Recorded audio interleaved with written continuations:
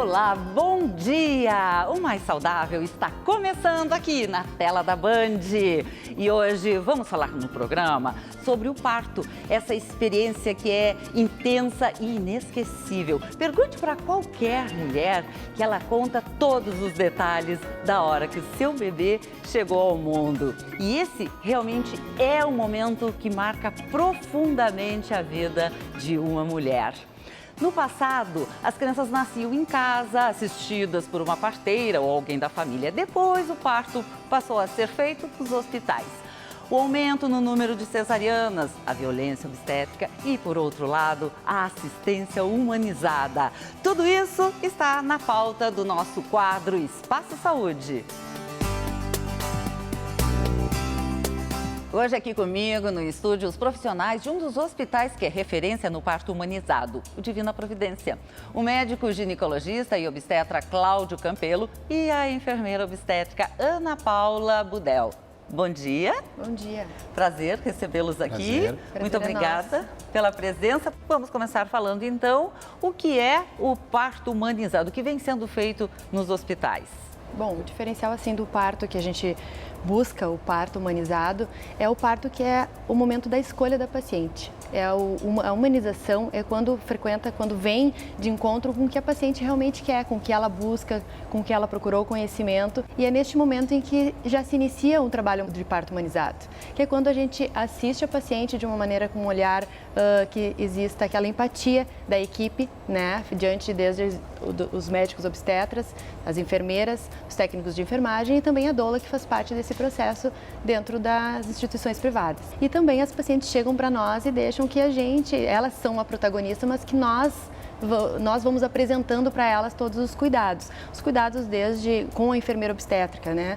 Os cuidados com o banho de chuveiro, como é que a gente faz as orientações, os que são conhecidos como hoje métodos não farmacológicos, né? Que é o não uso de medicações. Nós temos massagens e também músicas da escolha da paciente. A paciente hoje tem pacientes que se preparam tanto que levam um playlist de músicas, né? E apresentam naquele momento e o acompanhante que se faz presente, que é muito importante para a gente, o acompanhante também levar e se fazer presente naquele momento. Permitir outras pessoas participando, é isso, Perfeito. doutor? Sim. Hoje em dia, humanizar é uma regra.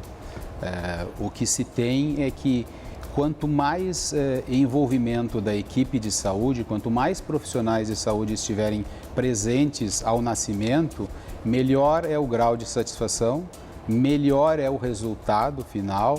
Então, para se ter uma ideia, antigamente só na sala de parto cabia a função do médico obstetra.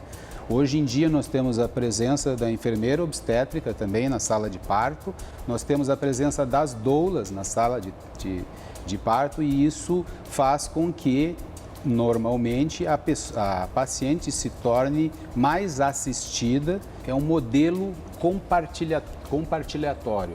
Você compartilha as responsabilidades durante o trabalho de parto com a equipe. O médico, hoje em dia, ele tem mais a função de intervir somente quando necessário. Grande parte do trabalho de parto é percebido e é documentado pela enfermeira obstétrica e também pela doula, cada um na sua função.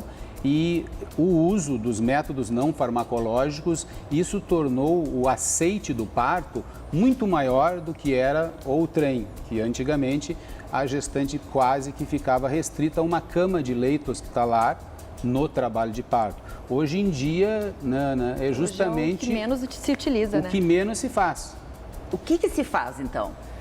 Nós recebemos a paciente dentro da sala de parto, dependendo da evolução do trabalho de parto, é o que a gente vai oferecer para a paciente, porque existem momentos do trabalho de parto, as fases do trabalho de parto, que é conforme isso que a gente vai oferecer, né? Um banho de chuveiro, a fase ativa, a fase muito ativa do parto, com muitas dores, contrações fortes acontecendo a cada 3 minutos, como a gente diz, que são as contrações, que é o do franco trabalho de parto, a paciente já com mais de 4 centímetros de dilatação, a gente oferece um banho de chuveiro para o paciente acalmar, que é onde naquele momento ali as contrações elas não deixam de acontecer, né, a maioria das vezes, mas elas também dão aquela sensação de satisfação para a mulher, de relaxamento. Nesse momento é o momento que o bebê faz o encaixe ali, né, via de regra, acontecendo em alguns momentos Sim. não, mas depois daquele momento ali, se o bebê não encaixou, nós oferecemos a bola, nós temos um momento que a paciente não está em fase ativa de trabalho de parto, está com algumas contrações regulares, mas não está na fase ativa, a gente coloca a paciente para deambular, né? Fazer umas caminhadas dentro do própria sala de parto. Isso hoje em dia é uma das grandes diferenças, ou seja, mesmo ela estando numa sala individual, é permitido que ela saia da sala e deambule ou caminhe durante um longo, e isso facilita o encaixe, a verticalização, né? E também torna mais agradável as dores do parto, menos desagradáveis, Pois perdão. é, e se a paciente pede uma medicação para passar essas dores, ela recebe, ela pode receber, porque... O parto humanizado, ele é a forma de lidar com a gestante, respeitando a sua natureza, sabendo que a maioria do parto vai evoluir de uma maneira fisiológica e não precisa nada, mas há algumas ocasiões em que você precisa usar medicação. Aqui cabe uma lembrança de que humanização não significa não fazer analgesia também, porque às vezes se pensa de que tem que ser totalmente natural. Humanizar é respeitar a vontade do casal, é usar as tecnologias não invasivas, é também ter menor número de procedimentos, ou seja, os procedimentos, quando eles têm que ser feitos, mas se evita medicações ou se evita procedimentos que acelerariam o trabalho de parto só por acelerar. Às vezes pode durar horas, não é mesmo? Normal. E a equipe está ali toda disponível para isso e não induzindo, porque a gente sabe de casos de indução para que, enfim, aí não é pensando na paciente, sim pensando na equipe, no hospital. Isso é algo que até a gente pode chamar algumas vezes de violência obstétrica, que também é um outro assunto importante, que as mulheres precisam entender também que às vezes elas estão sofrendo isso, não é mesmo? Quando você parte do pré-requisito que ela está tendo um parto humanizado, você está praticamente excluindo de que se tenha intervenções desnecessárias. O que se convencionou, o que se convenciona chamar de violência obstétrica são aquelas intervenções que são desnecessárias. Por exemplo, a epísio, ela não é o corte. O corte feito na base do períneo, ele não é uma intervenção desnecessária. Há casos, como quando o bebê está na fase final do período de expulsão e que ele tem uma bradicardia, ou que quando tem a presença do mecônio, ou quando o períneo, por alguma situação de um feto grande, começa a dar sinais de ruptura, que ele é necessário. Hoje em dia, os índices do cortezinho caíram de 90% para 20% a 30%. Isso sim é um dado de evidência científica. Então, dizer que não se faz epísio não é verdadeiro também. Eu acabei de citar 3 casos aqui que você tem que fazer. Os aumentos de cesariana, por exemplo, dentro do parto humanizado, como é que isso é tratado? O parto humanizado, ele pressupõe, entre outras coisas, que você está numa característica de risco de gestação, você está lidando com gestações de risco habitual. Porque gestações de alto risco são aquelas que têm hipertensão, diabetes, gemelaridade, hipertensão. Ele normalmente gera um grau de intervenções que são maiores. Nesses casos, não que seja a maioria, mas a cesariana muitas vezes é necessário. Gemelar com hipertensão ou algumas outras comorbidades que a gente chama, o índice de cesárea se eleva naturalmente porque são patologias que muitas vezes colocam em risco ou o bebê ou a mãe. E aí você acaba elevando o número de cesárea por esse motivo.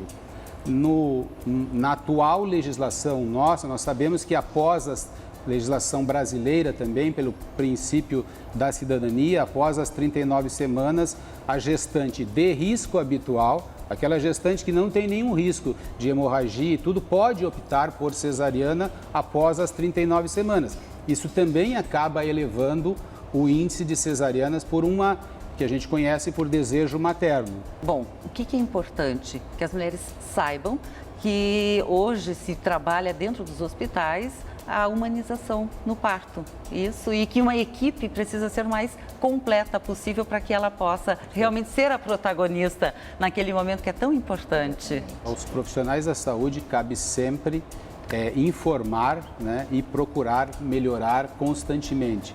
Toda vez que você insere numa equipe de saúde um ou outros profissionais que se encaixam também, porque na parte materno-infantil, tanto a enfermeira obstétrica e a doula, eles conseguem fazer isso de uma forma mais homogênea. Talvez em outras especialidades isso não seja tão evidente, mas no termo nascimento, parto e nascimento, essas similaridades de equipe, essas profissionais se encaixam muito bem, objetivando isso exatamente que você falou, Laura.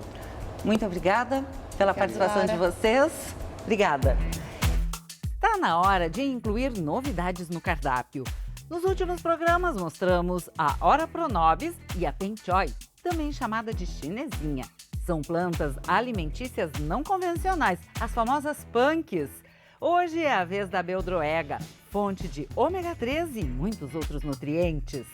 100 gramas de folhas de beldroega tem de 300 a 400 miligramas de ômega 3. Ela tem muito cálcio, ferro, magnésio e potássio. Ela é fantástica em termos de antioxidante também. Como utilizar a beldroega? A gente pode aproveitar porque é só dar uma vez por ano. Lava as folhinhas, seca e congela. E aí você pode usar no suco verde, no omelete, refogado, no arroz, no feijão. É uma dica para ter assim, aquele adolescente ou criança que não quer comer vegetais. Um pouquinho disso aqui já vai fazer bastante diferença na preparação. Um galho desse por dia é suficiente. E se você tiver alguma dica, manda aqui pra gente. Pode ser vídeos, sugestões de assuntos para o e-mail maissaudável@band.com.br. E depois do intervalo, vamos falar sobre os cuidados com o coração e a saúde da mulher. Você está cuidando dele direitinho ou mais ou menos? A gente já volta.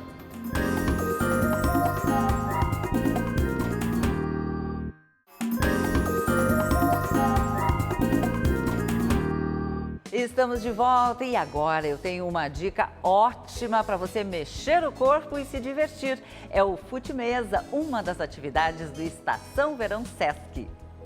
A modalidade está em alta. A mesa é parecida com a de ping-pong, mas a jogada é usar os pés e a bola de futebol. A brincadeira está rolando nos finais de semana aqui em Porto Alegre, nas quadras de esportes da Orla do Guaíba. Confira os horários aqui na tela. E o Estação Verão Sesc também oferece muitas outras atividades aqui na capital e nas nossas praias. Entra no site para acompanhar a programação, que é tudo de bom. A maioria das atividades é gratuita, é só chegar na casa do Estação Verão. Mas algumas modalidades, como o Pilates, por exemplo, a gente precisa contribuir com 1 quilo de alimento não perecível. E não vale levar açúcar, sal. Eu vi gente levando sal grosso. Vamos levar comida, arroz, feijão. Sabe por que é importante levar os alimentos? Porque tudo é doado para entidades sociais cadastradas no programa Mesa Brasil Sesc. Então, agora eu vou aproveitar para mostrar uma visita que eu fiz numa escola atendida pelo Sesc. E lá nós criamos uma receita com alimentos doados. Já mostramos aqui no programa, mas fez tanto sucesso que merece ser novamente apresentada.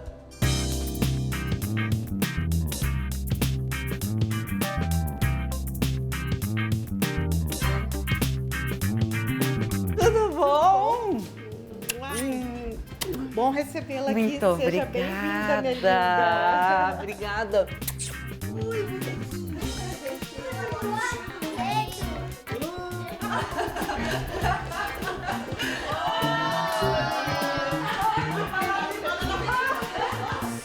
Onde a gente vai?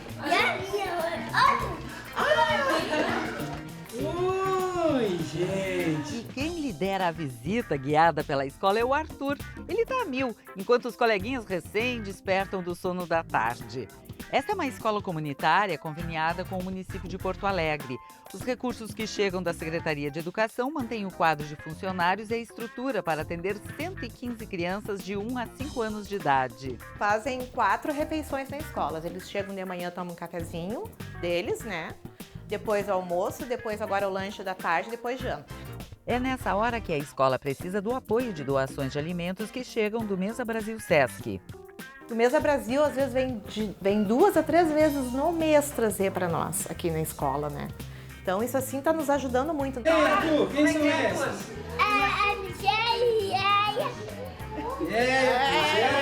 A cozinheira, a tia Maria. Tia Maria. Bem-vinda. Muito obrigada. Campeã do Mesa Brasil. Bem-vinda à nossa cozinha. Querida! Já mostramos no programa a receita da Maria Lúcia, que ganhou o concurso Chefe Mesa Brasil, lembra? Risoto de talos, folhas e sementes. Hoje ela mostra a sua receita de pizza vegetariana. Então agora, vamos aos ingredientes? Vamos. Olha só! Alho poró, tomate, brócolis com talos, espinafre, beterraba com talos e folhas, couve-flor, salsa, manteiga, amido de milho, fermento, farinha integral, ovos, leite, queijo. Esse aqui é um tempero pronto que eu faço aqui na escola, que é várias ervas e alecrim. Mãos à obra, Maria! Então, primeiro vamos colocar a manteiga. É uma colher bem cheia de manteiga. Alho poró. Couve-flor. A beterraba com talos e folhas. O espinafre. O brócolis com talos. Acrescente ainda o tomate, a salsa e o tempero de ervas, segredinho da Maria Lúcia. Refogue os alimentos durante 5 minutos. Na sequência, vem a preparação do molho branco. Mas é aquele molho branco simples, não vai creme de leite, né? Porque como ele é light, vou fazer o mais light possível. Maria Lúcia usa um copo de leite e o amido de milho. Agora a gente cozinha mais um pouco. Olha, ele já engrossou, vamos desligar. Tá pronto o molho, vamos preparar a massa. Primeiro a farinha. Os 2 ovos inteiros. Misture bem e acrescente uma pitada de sal. Colocando o leite devagar, assim, para a massa ficar bem homogênea. O fermento. Usar um pouquinho de óleo para untar a forma. Agora colocamos a massa. Espalhe bem a massa na forma para ficar fininha. Depois, leve ao forno. Para ela dar uma tostadinha, depois a gente vai botar o recheio. A nossa pizza está quase pronta, falta pouco. Não esqueça de fazer uns furinhos na massa para penetrar melhor o molho. E depois, acrescentar o queijo. Por último, adicione o molho. Agora mais uns 5, 8 minutos de forno até derreter o queijo. Eu não poderia encerrar essa matéria sem experimentar a pizza da Maria Lúcia. O cheirinho tá ótimo.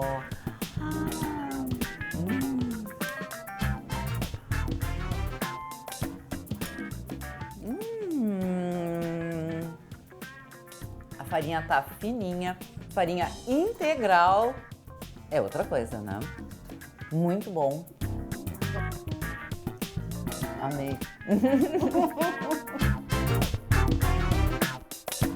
Agora vamos falar sobre a saúde do nosso coração com o cardiologista Sadi Marcelo Esquil. Está conosco também o socorrista, professor de primeiros socorros, o Paulo Viana.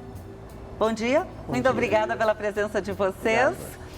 Nós vamos falar especificamente sobre a saúde do coração da mulher, que antes não ficava menos preocupada, que parecia só homem morria, tinha infarto, problemas no coração, e não é bem assim. Cada vez mais está aumentando os casos com as mulheres, é isso? As mulheres adoecem um pouco mais tarde na vida. Elas têm uma proteção natural que é induzida pelos hormônios durante a fase estral, né, durante o ciclo, quando está com o ciclo menstrual ativo. E uma vez que acaba essa fase da vida, o risco cardiovascular da mulher chega um momento que iguala ao do homem. Então, as mulheres só adoecem um pouquinho mais tarde. Entre 40, 50, 50 Não, em diante, depois mais ou dos menos. 50. Depois dos 50. E, infelizmente, as mulheres elas têm uma mortalidade maior na doença cardíaca. Por quê? Acredita-se que um dos fatos é que os sintomas são um pouquinho diferentes, são menos reconhecidos por serem menos típicos. As mulheres sofrem mais de insuficiência cardíaca com fração de ejeção preservada quando ficam daí mais idosas, então o coração da mulher parece ser mais suscetível a ficar com aquele processo de endurecimento, né? Uma vez que as mulheres passaram a fumar mais, elas se colocaram em mais risco, passaram a beber mais, ficaram em mais risco. De uma certa forma, as mulheres têm um pouquinho menos de atividade física, e por terem uma massa muscular um pouquinho menor, acabam desenvolvendo obesidade, sobrepeso e as consequências disso com um pouquinho mais de intensidade. Então, os riscos é o fumar, a bebida, a falta de exercício, quais são? São 5. Os tradicionais, mesmo aqueles lá da época, desde o estúdio Framingham, são 5, né? São a hipertensão, o diabetes, o colesterol e o cigarro. E a história familiar. A história familiar é não modificável. E desses, o cigarro é uma coisa que a gente sempre recomenda para todo mundo, é obrigado. É antigo isso, Nossa, né? E as por pessoas favor, não não fume, não fume. E os outros 3, né, que é a hipertensão, o colesterol e diabetes, estão relacionados com a grande epidemia de obesidade e de sobrepeso, né? E que as questões da alimentação e da atividade física modificam, né? Falaste que os sinais de um infarto é diferente na mulher, que são um pouco diferentes? Um pouco diferentes. Quais são até dos homens? Vamos falar homem e mulher. A gente primeiro estava até comentando com o Paulo antes que tem uma lenda de que o coração não dói, né? Pelo amor de Deus, não deixem replicar essa informação, o coração dói horrivelmente. Então, a dor no tórax sempre tem que ser muito levada a sério, principalmente nas pessoas que têm, vamos dizer assim, esse perfil, o diabético, o fumante, o indivíduo que tem pressão alta, que está acima do peso, que não está fazendo exercício. E aquela dor, assim, a falta de ar, como é que é essa dor? A dor acompanhada com falta de ar, a dor acompanhada com sudorese profusa, a dor acompanhada com ânsia de vômito, são condições, a dor que se irradia para o mento ou que se irradia para o braço esquerdo, são condições que exigem atendimento médico. O evento de parada cardíaca, que pode ser seguido a uma síndrome coronária dessas não atendida, se fora do hospital tem uma mortalidade muito alta, você pode estar perdendo a chance de proteger a sua vida. Então, até antes de falarmos em outros sinais, é interessante que o Paulo trouxe ali, esse aí quem é, Paulo, que está ao teu lado? Mostra aí pra gente, o João. O nosso boneco, então, né, de instrução, então, da manobra de RCP, ressuscitação, então, cardiopulmonar, que é feito, né, em qualquer pessoa após uma parada cardiorrespiratória. Que eu não sei muito bem como fazer, é só ficar fazendo essa pressão no peito, como é que é? Sim, a manobra, então, de RCP, qualquer pessoa, né, desde que ela saiba, ela pode fazer. Então, ela é uma manobra simples, né? Vou fazer uma demonstração. Precisa ser no chão. Ela é uma manobra simples, então, né? Que ela é feita, então, com as mãos. Então, a gente usa, né, a mão dominante. A outra mão, então, por cima da primeira mão, com os dedos, então, entrelaçados, né? A gente, então, imagina, né, o centro do peito. Então, se posiciona do lado dessa pessoa, então, né, de joelhos. No chão. Os braços, então, devem ficar retos, tá? Fixo. Tá? Então, fazendo a compressão, então, firme e forte, aonde, então, a gente vai colocar o peso dos nossos ombros, né, para cima, então, do tórax dessa pessoa, fazendo, então, compressões, né, de 100 por minutos, né, de 4 a 6 centímetros de profundidade. A mão, então, não deve ser retirada, né, do tórax dessa pessoa. Chama o socorro imediatamente. Começou a fazer, não para, então. Fica fazendo até chegar? Fica o tempo todo fazendo até chegar o socorro. Esse aí é o teu companheiro de viagem? Acompanhante de viagem nos cursos. O João, esse é o nome dele, não é mesmo? Sim. Mas, então, isso é fundamental para salvar uma vida? É fundamental. A gente tem hoje um investimento global em fazer com que as pessoas adoeçam menos. O estudo Interheart mostrou que 90% dos eventos podem ser evitados se as pessoas tiverem uma vida mais organizada. Então, a gente quer transformar essa situação de precisar do Paulo ir lá e ajudar a pessoa numa coisa excepcional. Mas uma vez que ocorre isso, essa manobra aumenta enormemente a chance da pessoa poder sobreviver, retornar à circulação espontânea e poder ter alta do hospital. Bom, então é fundamental esses cuidados, esses sinais, que falaste temos outros sinais ainda que precisamos ficar alerta? Dor no peito, a dor no peito que irradia, a dor no peito opressiva, né? A dor às vezes pode ser mais epigástrica, então sudorese profusa, a dor que é acompanhada de náusea, a dor que é acompanhada de falta de ar, né? Essas sempre são situações que a gente acha melhor que se desloque e vá ao atendimento. Mesmo, às vezes, a pessoa pode ter isso, pode passar e depois voltar de novo a ter esses sinais ou não? Esses sinais ficam permanentes até... Nós sabemos que a gente atende muitas pessoas que começam a ter sintomas e eventualmente ficam muito felizes porque o sintoma desaparece e isso não é incomum e isso na verdade não diminui a gravidade, né? Estava logo após o almoço e tive uma dor opressiva no tórax que irradiava para o mento e para o braço e durou só 20 minutos e desapareceu. Esse momento é um momento bom de ir até emergência e evitar a parada cardíaca, evitar o infarto agudo. Isso é uma síndrome coronária que está em curso. É importante a gente frisar que essa manobra que eu expliquei aqui, então ela só é feita quando a pessoa então não respira, né? Quando a pessoa não está respirando e o coração não está batendo mais. Então daí é feita essa manobra de RCP. Muito obrigada pelas orientações tão importantes que vocês trouxeram hoje aqui no nosso programa.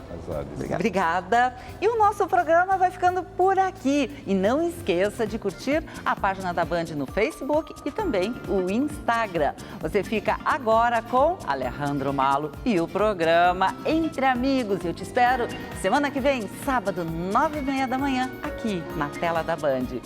Tchau e até lá!